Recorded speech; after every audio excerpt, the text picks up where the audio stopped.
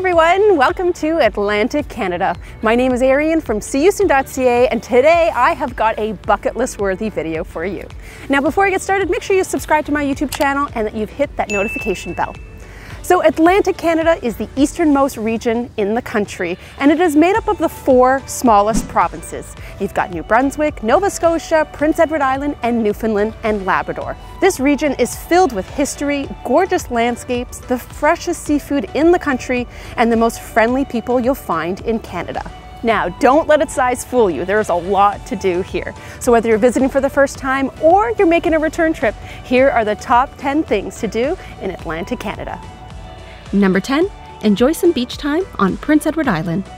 Prince Edward Island is home to 1,100 kilometers of shoreline, which means there's a lot of beach time to be had. All around the island, you'll find dozens of beaches boasting smooth white sand, red sandstone cliffs, and rolling sand dunes. A few beaches not to be missed include Brackley Beach, Greenwich Beach, and Basin Head Beach, home to the Singing Sands, which make a funny squeaking sound when walked upon. The beaches on Prince Edward Island are clean and peaceful, with water temperatures warm enough to go swimming during the summer months. Number 9, spend a night at the Fortress of Louisbourg. Located on the southeastern coast of Nova Scotia's Cape Breton Island, the Fortress of Louisbourg was one of the busiest seaports in North America during the mid-18th century. Over 4,000 people called Louisbourg home at its peak, but it fell under siege twice to the British before being demolished in the 1760s. Today, 1/4 of the fortress has been reconstructed using some of the original stonework and includes about 40 buildings. It is the largest reconstructed historic site in North America. A visit to the Fortress of Louisbourg offers you the chance to see what a typical day in the 18th century looked like. You can wander through the streets, step inside houses and shops, and even grab a meal at one of 2 restaurants. Daily activities include guided tours, dance performances, military drills, and learning what life was like for a soldier, including the chance to fire an exact replica of an 18th century musket. But the coolest and most unique experience is to spend the night in the fortress. One option is to sleep in an 18th century style tent within the walls of the King's Bastion. Everything is provided for, including sleeping pads and cooking supplies. All you need to bring is a sleeping bag, pillow, and any food you want to eat. And the best part is you might just have the whole place to yourself. Number 8, visit the birthplace of Canada, Charlottetown, Prince Edward Island. This vibrant seaside city might just be the most charming and picturesque provincial capital city in Canada. It's also the birthplace of Confederation.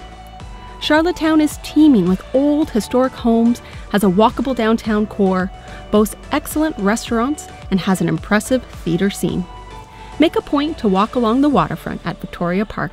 Sample the famous P.E.I. seafood at the Water Prince Corner Shop. Enjoy a pint of beer at the Cahan Brewery, and meander your way through town with a Cow's ice cream cone in hand. Number 7. Explore the Bay of Fundy and the Hopewell Rocks. The Bay of Fundy and the Hopewell Rocks are one of the most visited sites in Atlantic Canada. Visitors from across Canada and around the globe come here to witness the greatest tidal shift in the world. Twice each day, 160 billion tons of seawater flows in and out of the Bay of Fundy, creating tidal shifts as high as 11 to 16 meters. The Flower Pot Rocks at Hopewell Rocks Provincial Park are the most iconic features of the Bay of Fundy, created over millions of years of erosion. During low tide, you can walk right on the ocean floor and even check out some of the sea caves. But once high tide rolls in, hop in a kayak and explore the exact spots you were just standing in earlier and get a different perspective of the landscape.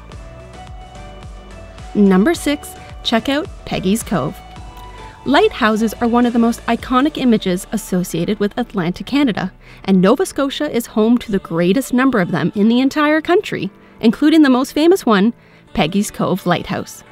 Built in 1915, this octagonal-shaped lighthouse is made of concrete and stands almost 15 meters high.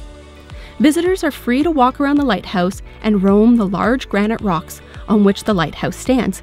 Just make sure to stick to the dry white rocks for safety. To avoid the crowds, the best time to visit is early in the morning or around sunset. And while you're there, take some time to walk around the quaint, picturesque fishing village of Peggy's Cove and check out some of the little shops and cafes. Number 5, live it up in Halifax, Nova Scotia. As Nova Scotia's capital city, Halifax is vibrant, exciting, and steeped in history. Its position along the Atlantic Ocean made it an important port for trading in the 1800s and later as the busiest immigration point in Canada during the 1900s. The Halifax Citadel National Historic Site, dating back to 1749, sits atop Citadel Hill with a commanding view of the Halifax Harbour below. Visitors can explore the grounds on a self-guided tour and witness the daily cannon firing at noon. Be sure to also check out the Maritime Museum of Atlantic Canada, the impressive Canadian Museum of Immigration at Pier 21, and take a tour of the Alexander Keith's Brewery, which in 2020 turned 200 years old. When it comes to food and drinks, grab a lobster roll from the Bicycle Thief, enjoy a drink along Argyle Street, and try Halifax's claim to fame, a donair, made of thin slices of spiced beef, onions, tomatoes, and drizzled with a sweet garlicky sauce. With over 4 kilometers of uninterrupted waterfront boardwalk, take a stroll along the waterfront or hop the Halifax Ferry to enjoy the harbour views. Number 4, visit Canada's most easterly provincial capital city, St. John's, Newfoundland. As the provincial capital, St. John's is a wonderful mix of big city feel with small town charm. The iconic Jelly Bean Row houses is what St. John's has visually come to be known for. These brightly colored houses line the streets of downtown St. John's and are a fun place for a stroll and photo opportunities. A rite of passage for all first-time visitors, or come from a ways, as the Newfoundlanders say, is to get screeched in. And the best way to do this in St. John's is at Christian's Bar. It involves some screech, reciting an age-old saying, and yes, kissing a cod. For those looking for a bit of a workout, hike the North Head Trail up to Signal Hill. Once you're there, visit Signal Hill National Historic Site and learn about where Marconi received the world's first transatlantic wireless signal in 1901. Not to be missed is a visit to the cute little neighborhood of Kitty Vitty. The village has its own harbor and is dotted with cottages and little fishing huts, and even has its own brewery where you can enjoy a pint and some lively musical entertainment. And lastly, even if you're not an early riser, set your alarm and catch a sunrise from the most easterly point in North America at Cape Spear National Historic Site. Number 3, visit Gros National Park. On the western coast of Newfoundland is Gros National Park.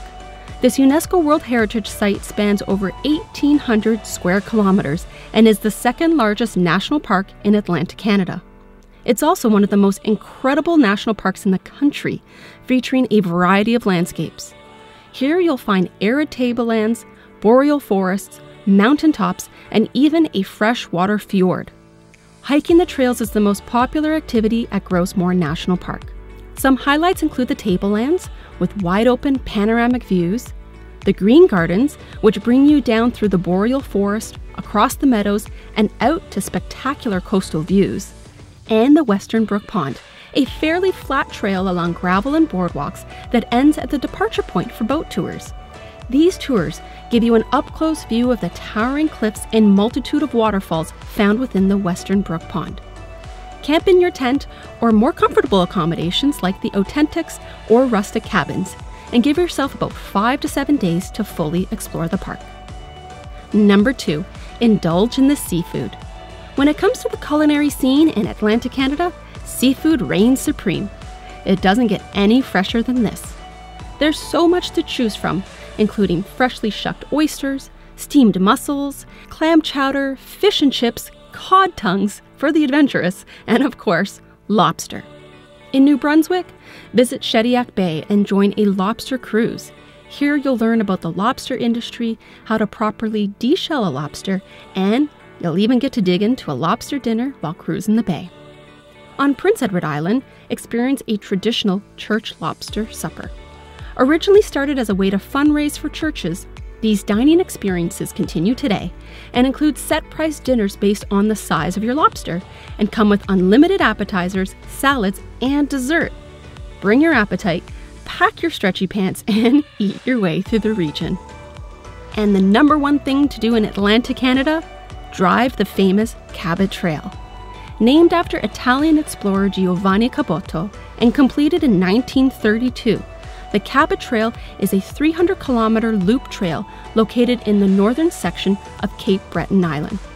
Considered one of the best road trips in the world, the Cabot Trail connects 8 major communities and winds through rugged highlands, offering incredible coastal and valley views.